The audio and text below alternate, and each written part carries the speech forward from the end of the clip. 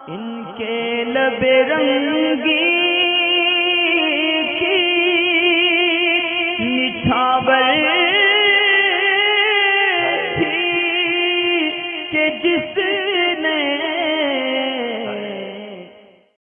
आस्तीन पर गिर गया नापाक तेल कुर्ते की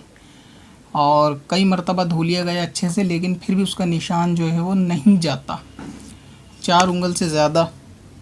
का वो निशान है, यानी तेल का निशान जो है कपड़े पे बिल्कुल ज़ाहिर है। कई मरतबा धोने के बाद निशान नहीं जाता। अब उसमें इन्होंने कई सारी नमाज़ें भी पढ़ ली और एक भाई साहब ने इनको फतवा दिया कि उसमें नमाज नहीं होगी, क्योंकि तेल नापाक होने की वजह से वो निशान जब तक बाकी रहेगा उस कपड़े में नमाज नहीं पढ़ सकते और जो नमाज़ पढ़ी उनको दोहराया जाएगा। आप पूछने चाहते हैं कि इस कुर्ते में नमाज होगी या नहीं होगी। जब मसला ज़रूरी इसलिए क्योंकि साहब जी का कुर्ता नया था ईद का, और नए कपड़े पे अगर इस तरीके का मामला हो तो सवाल पूछना बनता है, क्योंकि अगर ये पुराना होता तो साफ़ी पोछे में डाल दिया जाता, इतनी जहमत गालिबन नहीं होती। मगर ये कि कुर्ता क्योंकि ईद का था तो अब ये चाहते हैं कि उसमें नमाज का हुक्म ऐसा हो जाए कि नमाज हो गई और हो जाएगी तो इनके दिल को थोड़ा सुकून मिले ताकि इस्तेमाल कर लें। लेकिन ये कि शरीयत जो है वो यानी हमारी अक्ल से नहीं चल सकती कि जैसा हम चाहें वैसा हो जाए। तो इसलिए सवाल है कि उस कुर्ते को फेंका जाए या क्या किया जाए।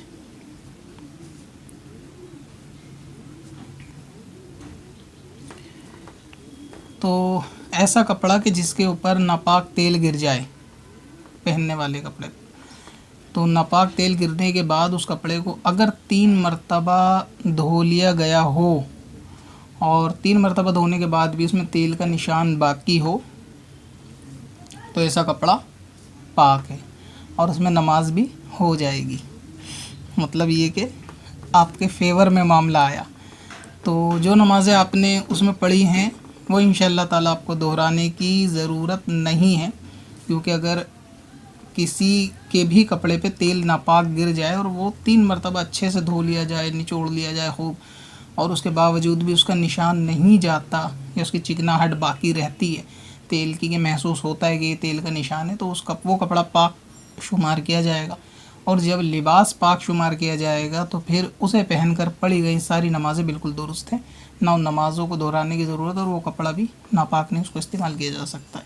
अब रहा ये कि जिन भाई साहब ने ये मसला बताया है कि ये कपड़ा जो है वो नापाक है, तो ये कि मसला बताने से पहले एक मरतबा उलमा से इसमें राब्ता कर भी लेना चाहिए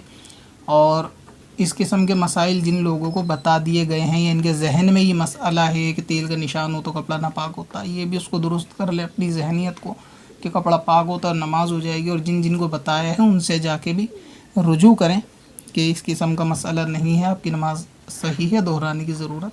नहीं है। और दूसरा ये कि आइंदा इस किस्म के मसाइल बताने से पहले कि जब तक उलमा से अच्छे से उनको ना सुन के समझ लें या फिर किसी किताब के अंदर देखकर अच्छे से ना समझ लें कि हाँ ये मसला ऐसा ही है, उसमें कोई शक शुबा ना हो,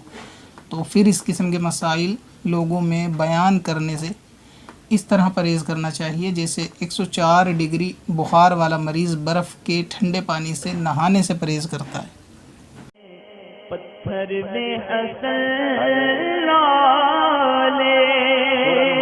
पुरनवार